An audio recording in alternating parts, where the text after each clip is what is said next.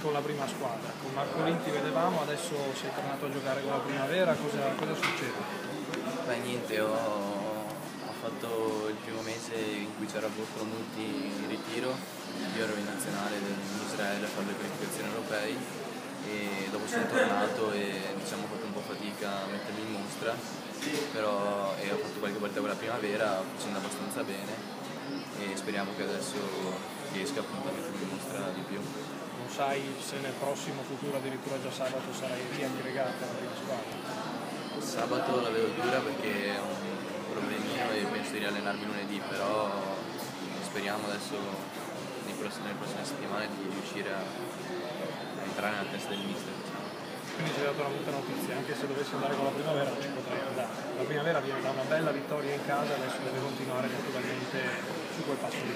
Sì, abbiamo fatto una bella gara alla Piani contro Lanciano, abbiamo vinto 4-0 e adesso sabato giochiamo a Chievo, che è una buona squadra, magari sia la prima seconda classifica, però non ci sono io tra i. Senti, comunque, rivedendo le partite che hai fatto tu nell'ultimo mese con la Primavera, il fatto di aver passato più di qualche mese tra la stagione scorsa e questa qui con la prima squadra, hai visto, è cambiato qualcosa in te? Ti sei approcciato in maniera diversa scendendo in campo in grado con i tuoi pari età, se così possiamo definirlo? Beh, diciamo che avevo una responsabilità un po' più grande rispetto agli altri perché comunque vedono che arrivi dalla prima squadra, anche i tuoi compagni aspettano qualcosa in più, giustamente, però mi sembra di essere sceso bene in campo ogni partita e con lo spirito giusto.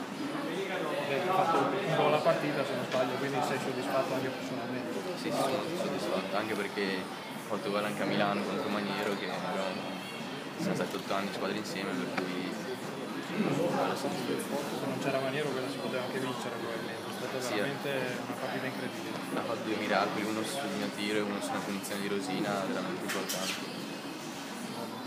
Aspetta Marco, puoi rifare? Ti sposti 2 secondi. No, tu fai la.